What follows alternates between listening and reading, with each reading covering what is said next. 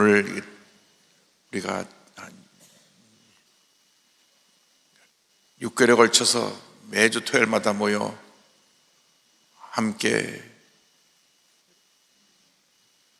국가 안전과 국민 대통합을 위하여 가진 기도의 마지막 날입니다.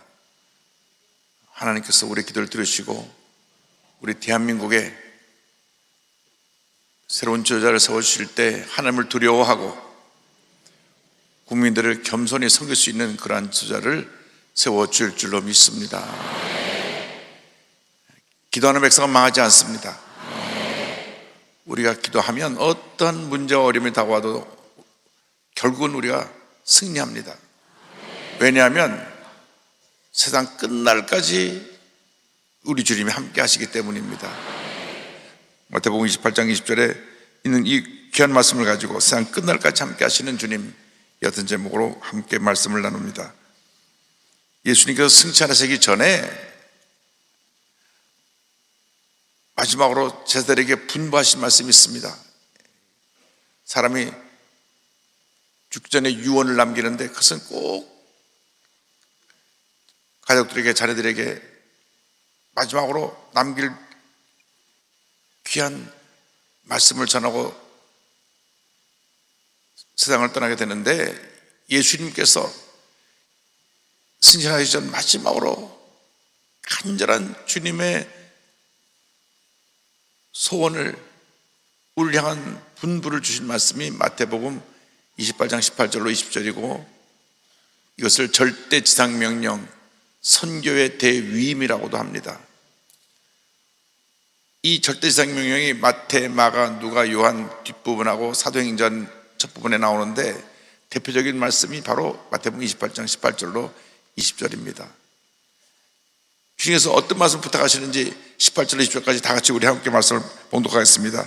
예수께서 나와 말씀하여 이르시되 하늘과 땅의 모든 권세를 내게 주셨으니 그러므로 너희는 가서 모든 민족을 제자로 삼아 아버지와 아들과 성령의 이름으로 침례를 베풀고 내가 너에게 분부한 모든 것을 가르쳐 지키게 하라. 볼지어다 내가 세상 끝날까지 너희와 항상 함께 있으리라 하시니라. 아멘. 오늘 이 절대지상명령의 맨 마지막 말씀, 마태복음 맨 끝에 있는 말씀, 마태복음 28장 20절을 말씀 가지고 함께 은혜를 나눕니다. 이 말씀은 위대한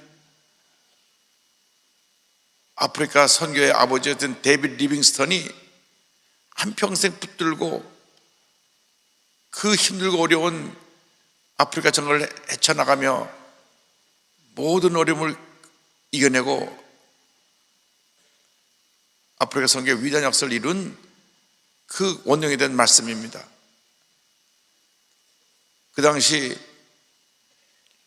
특별한 교통수단이 없는데 아프리카 대륙을, 정글을 걸어서 헤쳐나가서 동서로 3차례나 횡단하며 복음을 전했습니다. 위대한 하나님의 종입니다. 스코틀랜드 출신의 영국 선교사인데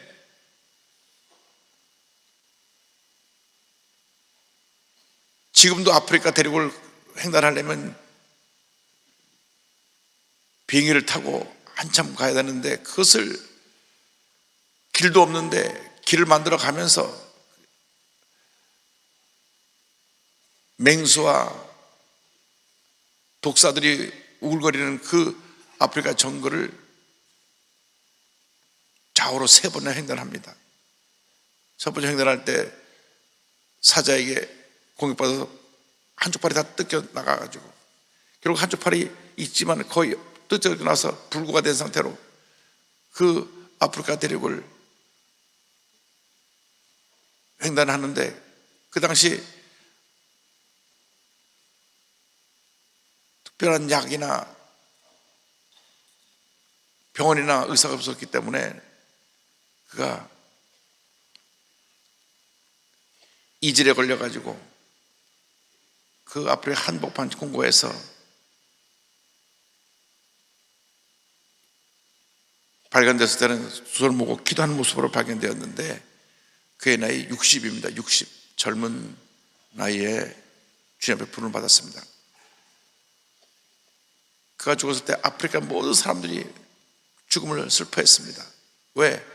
아프리카를 살린 은인이었고 하나님의 사람이었기 때문에 평생 복음을 듣지 못했던 사람들이 이 레비리스토를 통해서 복음을 듣게 됐고, 그리고 그 당시 유럽에서 아프리카 사람을 붙잡아다가 노예로 팔았는데, 노예로 하나님의 형상으로 지음받은 귀한 사람들이기 때문에 노예로 팔면 안 된다, 노예 파는 것 폐지 운동을 벌이고,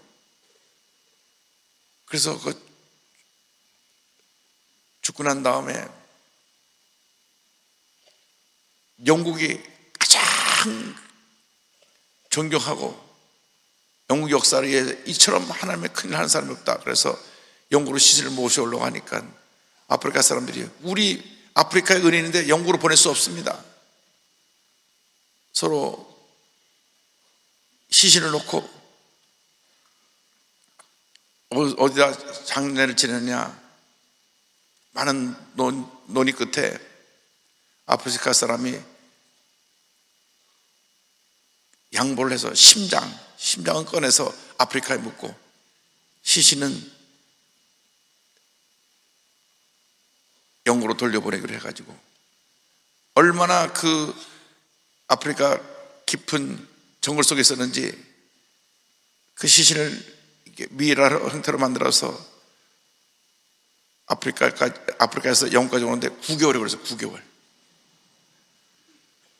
9개월이 걸려가지고 그 시신이 들어올 때 온 영국 사람들이 나와서 시신 앞에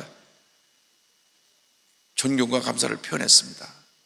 그분이 한평생 붙들고 헌신했던 말씀이 마태복음 28장 20절입니다. 이 말씀 하나 가지고 그 어려운 고비를 다 넘기고, 지금도 웨스트민스터 사원에 가면 거기 데이비드 리스턴이라고 하는 그 이름이 딱 새겨져 있습니다. 이분이 붙들었던 말씀이 바로 이 마태복음 28장 20절입니다.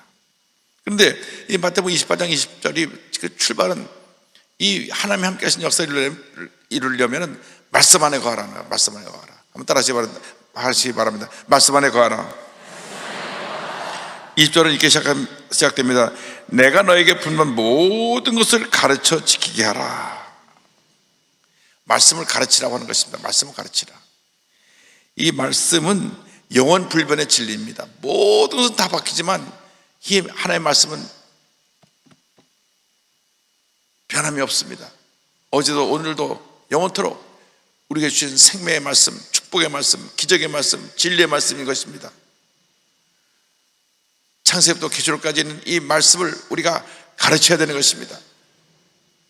모세오경, 그러니까 창세기, 출애굽기, 레위기, 민수기, 신명기, 이걸 모세가 쓴 모세오경으로부터 출발해서 요한계시록, 사도 요한에 쓴 요한계시록까지 이 성경에 쓰여진 연대는 약 1600년 가까이 이릅니다.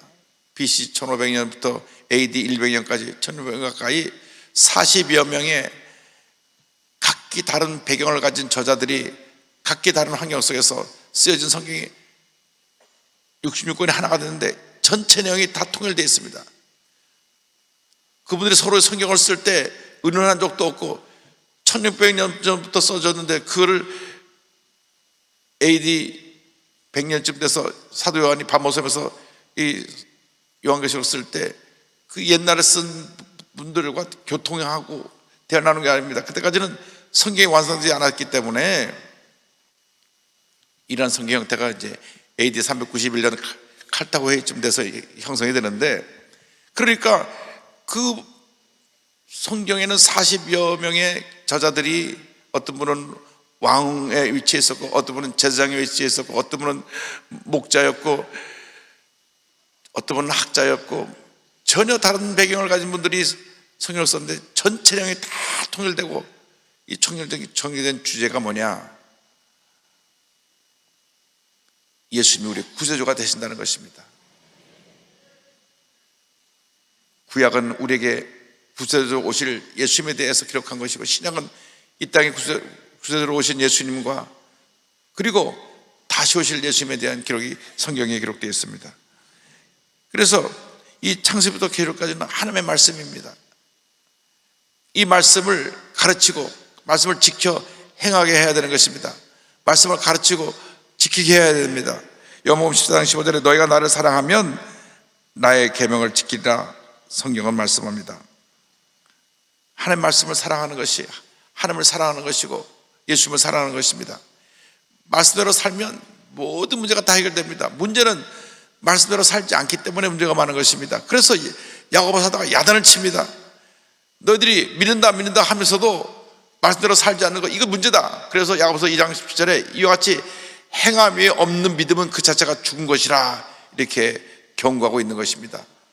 믿습니다 하면서 나가서 말씀대로 살지 않냐고 거짓말하고 사기치고 싸우고 욕하고, 너희들이 왜 말씀대로 산다고 하면서 말씀을 지켜가지 않느냐? 행함 없는 믿음은 죽은 믿음이다. 여러분, 죽은 믿음의 사람으로 살지 말고 살아있는 믿음으로 말씀을 지켜 행하는 여러분 모두가 되기를 주님으로 축원합니다. 이 말씀이 우리에게 전해주신 말씀은 항상 하나님이 주님이 우리와 동행하신다. 그래서 20절 하반절에 이렇게 됐습니다. 내가 세상 끝날까지 너희와 항상 함께 있으리라 하시니라. 항상 함께 하신 하나님. 구약시대에는 성부 하나님께서 이스라엘 백성과 함께 하시며 세계 역사를 주관하신 역사가 기록되어 있습니다. 한 번도 이스라엘 백성을 떠난 적이 없습니다. 근데 이스라엘 백성이 얼마나 못돼 먹었는지, 하나님이 그렇게 사랑하시고 그렇게 사랑하신데도 늘 배반하고 우상 숭배하고 밤낮 입만 열면 불평하고 원망하고, 그래서 하나님이 저들을 심판하시고 또 심판하시고 심판하시는데도 정신을 못 차려서 결국은 이스라엘이 망합니다.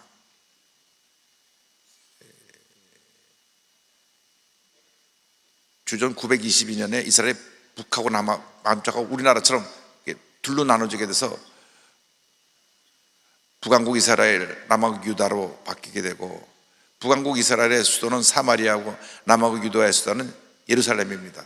그런데 이 남북이 나눠졌다가 200년이 지나서 722년에 북왕국 이스라엘이 먼저 멸망을 하고, 그리고 그렇게 하나님께서 선지자를 통해서 우상 숭배하지 말고 회개하라 그랬는데 이 사람들이 무속신앙에 빠져가지고 하나님께 심판하셔서 주전 586년에 남왕국 유다가 완전히 망해가지고 바벨론의 포로로 간, 바벨론의 포로. 70년 동안 포로 생활을 합니다. 그러니까 하나님의 백성들이 세계에서 가장 위대한 민족이 우리다, 하나님이 우리를 택해서 가장 존귀한 민족으로 만들었다 하는 이 민족인 이스라엘이 자기들이 개돼지처럼 취급하고 있던 이방 민족에게 노예로 포로로 끌려가갖고 포로 생활하고 있으니까 이 얼마나 큰 고통이고 절망입니까? 그때 저들이 뼈저리게 70년 동안 포로 생활하면서 다시는 우상 숭배하지 말아야 되겠다. 거기서 이제 우상 숭배를 접습니다. 무속신앙이 이렇게 무서운 거예요. 우리가 이 나라에서 무속신앙을 뿌리 뽑지 않으면 이 나라가 하나님의 큰 심판을 받을 것입니다. 주의 종들은 목사님, 전사님은 10만 명밖에 안 되는데 무속인들은 100만 명이 100만 명.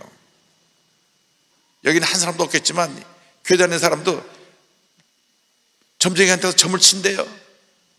또 용한 점쟁이는 또 알아. 예수 믿는 사람 여기는 왜 왔노? 김수영 감독님이라고 영화 감독이 있는데 우리 교회 김낙현 장님 동생이신데 그 김수영 감독이 한 재밌는 얘기를 했습니다.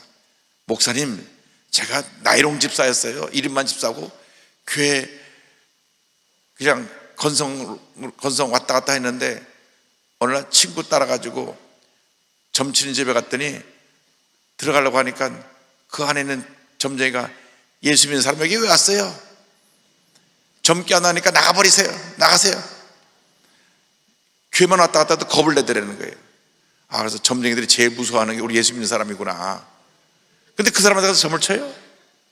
참, 점칠 돈 있으면 다 갖고 와요. 제가 모아가지고 좋은 일 했을 테니까. 회개해야 됩니다. 회개해야 돼요. 곳곳에 점치는 사람들이 도사리고 앉아가지고 건물을 새로 지을 때도 대지물에 갖다 놓고 돈 갖다 꼽아놓고, 비행기 새로 새 비행기 사고 들어올 때도 요즘 거 없어졌지만 갖다 놓고 대지물에 하고 돈 같이 그려놓고, 그래도 비행기 떨어지던데 뭐. 여러분, 돼지머리가 비행기를 날아가는 게 아니에요. 그때 하도 못 먹어 돼지고기 먹으려고 그랬는지 몰라도 그걸 안 됩니다. 하나님 기뻐하지 않는 거예요. 이스라엘 백성이 그래서 70년 동안 바벨론 포로 생활하면서 철저하게 깨달았어요. 아, 다시는 우상 숭배하면 안 되겠구나. 철저하게 말씀대로 살아야 되겠구나. 그래서 말씀대로 살려다 보니까 더 바리새파가 나왔어요. 막 너무나 말씀을 강조하다 보니까 예수님 오신 것도 모르고, 바리새파들이 예수님 십자가 못 박아 죽였는데, 바리새파들은 일주일에 이틀씩 금식하고 성경을 있는 그대로 다 구약 성경을 그대로 지켜 행하는 사람들이었어요. 너무나 율법주의를 하다 보니까 또 문제가 생겼는데 어쨌든 간에, 그래서 하나님 말씀과 동행하는 게 제일 중요합니다. 하나님은 결코 하나님의 백성을 버리지 아니하십니다. 히브리 13장 5절에 그가 친히 말씀하시기를 내가 결코 너희를 버리지 아니하고 너희를 떠나지 아니하리라 하셨느니라. 이 하나님이 우리가 어디로 가든지 함께 하십니다. 여호수아서 1장 9절 다 같이요. 내가 내게 명령한 것이 아니냐. 강하고 담대하라. 두려워하지 말며 놀라지 말라. 내가 어디로 가든지 내 하나님 야훼가 너와 함께 하느니라 하시니라. 이 하나님이 우리의 고난 가운데 함께 하셔서 우리를 모든 고난에서 이기고 승리하게 만들어 주십니다. 다윗이 한평생 살아온 동안 주님의 은혜를 감사하면서 뒤를 돌아보며 그 일생을 회고한 시인 시편 23편 4절에 이렇게 고백합니다. 내가 사망의 음청한 골짜기로 다닐지라도 해를 두려워하지 않을 것은 주께서 나와 함께 하심이라. 주의 지팡이가 막대기가 나를 안위하시나이다. 할렐루야. 여러분, 어떤 어려움의 시간을 지난다고 할지라도 주님이 함께 하십니다. 사업의 어려움이 다가오죠. 가정의 부부간의 어려움이 다가오죠. 자녀가 사고를 치죠. 믿었던 사람이 배신하고 뒤에서 딴짓하죠. 앞에서는 입에 마르게 칭찬하고 뒤돌아서 욕하는 사람들이 있어요. 여러분 보면서 입이 마르게 칭찬하는 사람들 조심해야 돼요. 아, 저 돌아서 욕할 사람이다 생각하면 십중군을 맞습니다. 사람들이 이렇게 간사합니다. 정권이 바뀔 때마다 당을 바꿔요. 물어보면 나는 밤낮 이기는 편이요. 이쪽 갔다가 저쪽 갔다가. 그러면 안 됩니다. 하나님 편에 서 있어야지. 주님이 고난 중에 함께 하시고 환난 중에 도움이 되십니다. 10편 46절에 하나님 우리의 피난처시여 힘이시니 환난 중에 만날 큰 도움이시라. 이 주님이 한평생 변함없이 우리와 함께 하시며 우리 일생을 돌봐주십니다. 히브리서 13장 8절 말씀을 다 같이 믿음으로 고백합니다. 예수 그리스도는 어제나 오늘나 영원토록 동일하시니라. 어제도 함께 하시고 오늘도 함께 하시고 내일도 함께 하셔서 우리 일생을 하나님의 은혜 가운데로 인도해 줄 것입니다. 우리 대한민국이 나아갈 길은 기독교 신앙 안에 굳건히 서서 자유민주주의를 세우는 나가는 것입니다. 자유민주주의가 기독교 신앙에서 나온 겁니다. 우리가 갖고 있는 모든 민족인 헌법이 미국과 온 세계 나라 유럽에 있는 선진국가들의 법이 다 성경에서 나온 거예요. 성경에서. 그래서 미국 대통령이 성경 갖다 놓고 성경에 써놓고 선사하고 성경 앞에서 고백한 이유는 성경대로 나라를 가리키겠다는, 나라를 갖다가 잘 다스리겠다. 그러니까 이 나라가 바로 서려면, 자유민주주의가 구원에 서려면 이 성경의 근거에 그치 서야지. 이상한 뭐 사회주의 물결, 공산주의 물결이 들어오면 나라 망합니다. 지금도 공산주의를 표방하는 중국과 베트남을 가면 기독교를 얼마나 핍박하는지 몰라요. 아주 베트남에 선교하는 일은 너무너무 힘듭니다. 공안들이 수시로 와서 예배 보는 것 문제 삼습니다. 중국은 또 법을 바꿔가지고 올해 5월 1일부터 외국 사람 누구든지 중국에 와서 설교를 하면, 허락 없이 설교를 하면 추방당하고 5년 동안 출입금지. 그러니까 옛날에는 목사님들이 가서 여기저기서 설교 많이 했는데 못해요. 정식으로 비자를 받고 허락받다가 설교할 수 있게 됐다고. 그러니까 우리가 자유민주를 지켜서 기독교 신앙을 가지고 지켜나가야 될 줄로 믿습니다. 주님이 한평생 여러분과 함께 하십니다. 기도하는 여러분과 함께 하십니다.